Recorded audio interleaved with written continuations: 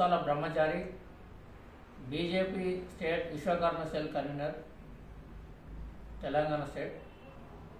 మన తెలంగాణలో రేపు వచ్చే 30, 31 మరి మొదటగా వచ్చేది మన యొక్క ఉగాది పండుగ, తర్వాత వచ్చేది రంజాన్ పండుగ వస్తుంది. మరి ఏదైతే తెలంగాణ రాష్ట్రం కాంగ్రెస్ ప్రభుత్వం ఉందో మరి 31 తారీఖు ఫస్ట్ నెలగా సెలవుగా ప్రకటించి జీవో జారీ చేయడం జరిగింది. మరి ఆదివారం మామూలుగా ఆదివారం సెలవు అనేది అందరికీ తెలుసు. ఆదివారం ఉండగా కూడా పండుగ రావడం జరిగింది. మనకు ఉగాది పండుగ అనేది తెలుగు సంవత్సరాది అనేది మనం గొప్పగా చేసుకునే మన యొక్క పండుగ. ఆ పండుగ రోజున ఈ యొక్క కాంగ్రెస్ ప్రభుత్వం ఏదైతే ఇంటర్ చదివిన విద్యార్థులు, మొన్న ఎగ్జామ్ రాసిన విద్యార్థులు ఉన్నారో వారి యొక్క ప్రశ్న జవాబులు దిద్దడానికి ఆదివారం నాడు వర్కింగ్ అవర్స్ అనేది ఇచ్చారు. ఎంత దుర్మార్గం చర్య ఇది! తెల్లారితే ముస్లింల పండుగ, దానికన్నా ముందు హిందువుల పండుగ. మరి ఈ ప్రశ్నల జవాబులు దిద్దే దాంట్లో కూడా ముస్లిం సోదరులు ఉండొచ్చు టీచర్లుగా, హిందువులు ఉండొచ్చు, క్రైస్తవులు ఉండొచ్చు. కానీ మరి అదే పండుగ 31 వచ్చే పండుగ సోమవారం, మంగళవారం కూడా ఫస్ట్ రోజున కూడా సెలవు దినం ప్రకటించింది కాంగ్రెస్ ప్రభుత్వం.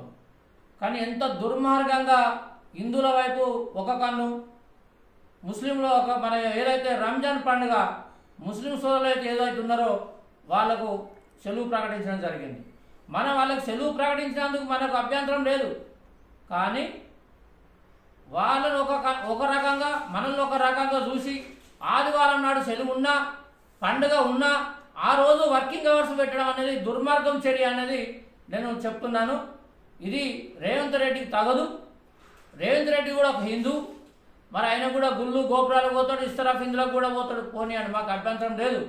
కానీ ఆదివారం రోజు కూడా ఉగాది పండుగ రోజు కూడా మరి అదే రోజు ఇంటర్ విద్యార్థుల యొక్క ప్రశ్న జవాబులు దిద్దే పత్రాలు ఏదైతే ఉందో, మార్కులు వేసే పత్రాలు ఏదైతే ఉందో ఆ టీచర్లకు ఆ రోజు సెలవు దినంగా ప్రకటించాలని భారతీయ జనతా పార్టీ డిమాండ్ చేస్తున్నది. ఈ రకంగా ముందుకు పోతే టీఆర్ఎస్ పట్టిన గతి మన యొక్క కాంగ్రెస్ ప్రభుత్వానికి కూడా పడుతుంది. అప్పుడు కూడా టీఆర్ఎస్ చంద్రశేఖరరావు గారు ముఖ్యమంత్రి ఉన్న కాలంలో సేమ్ ఇదే పద్ధతి అవలంబించిండు. టీఆర్ఎస్ అడుగుజాడలే కాంగ్రెస్ ప్రభుత్వం నడుస్తుంది. దయచేసి కాంగ్రెస్ ప్రభుత్వానికి నేను చెప్తున్నాను, అందరికీ ఆ ప్రజలకు ఎలాగైతే నువ్వు సెలవు ప్రకటించావో మాకు కూడా హిందువులకు ఉగాది పండుగ రోజు సెలవు దినంగా ప్రకటించాలి. ప్రకటించకపోతే రాబోయే కాలంలో కాంగ్రెస్ ప్రభుత్వం భారీ మూల్యం చెల్లించుకుంటుంది. మొన్ననే చదువుకున్న టీచర్స్, చదువుకున్న మేధావులు ఎమ్మెల్సీ ఎలక్షన్లో చిత్తుగా ఓడగొట్టారు. రేపు రాబోయే కాలంలో ఏదైతే ప్రశ్నలు జవాబులు దిద్దే టీచర్లు, మేధావులు, మరి వాళ్ళు చదువుకున్న టీచర్స్, గురువులు, వాళ్ళకు నువ్వు కొత్త సంవత్సరం ఉగాది పండుగ మనం ఎంతో గౌరవంగా పెద్దగా నిర్వహించుకుంటాం, పండుగ చేసుకుంటాం. ఆ రోజు నువ్వు సెలవు దినం ప్రకటించాలి. అదే రోజు నువ్వు టీచర్లకు ప్రశ్నలు జవాబులు ఇచ్చే ఒక కార్యక్రమాన్ని ఏదైతే వాళ్ళకు డ్యూటీలు వేస్తున్నావో అది మరి నేను నిరంకుశత్వ నీ యొక్క తెలివితేటలు ఇది మంచిది కాదని, రేపు రాబోయే కాలంలో సర్పంచ్ ఎలక్షన్లు వస్తున్నాయి బిడ్డ, నీకు మరి నీ ఓటు ఎట్లా అన్నావు వాళ్ళు చూసుకుంటారు. వాళ్ళ మేధావులకు నువ్వు గండి కొడుతున్నావు, ఒక వర్గానికి నువ్వు మోస్తున్నావు, ఒక వర్గాన్ని దెబ్బతీస్తున్న పద్ధతులను ముందుకు పోతున్నావు. ఇది రాబోయే కాలంలో నష్టం జరిగే అవకాశం మీకే ఉంది. ఆదివారం రోజు నాడు కంపల్సరీ హిందువులకు నువ్వు ఒక సెలవు ప్రకటించాలి.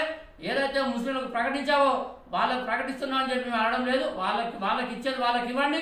మా హిందువులకు ఇచ్చే పండుగను ఆ రోజు నువ్వు మరి సెలవు దినంగా ప్రకటించిన సరే, లేకుంటే ఇది నువ్వు భవిష్యత్తులో దెబ్బతింటావు. ఇది భవిష్యత్తులో నీకు చాలా ప్రమాదం. నీవు ముఖ్యమంత్రిగా ఉంటావా ఉండవా? మొన్న 2 ఎమ్మెల్సీలు ఓడిపోయినావు.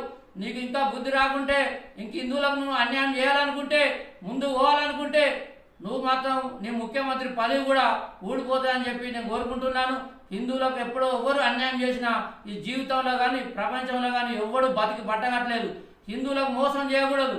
హిందువులు ప్రతి తెల్లారితే ఉదయం సాయంత్రం వరకు ఏదో ఒక దేవునికి ఏదో ఒక రాయికి పుట్టకు అన్నిటికి మొక్కుంటే ఒక నమ్మకాన్ని ముందుకు పోయే ఒక హిందువులను నువ్వు కించపరిచే విధంగా ఆదివారం రోజు గిట్ట సెలవు ప్రకటించకుంటే 30వ తారీఖు నాడు నీకు జరగబోయే నష్టం 100% జరుగుతుంది. ఇది హెచ్చరిస్తున్నాం. ఇది బీజేపీ యొక్క డిమాండ్ అని తెలియజేస్తున్నాను.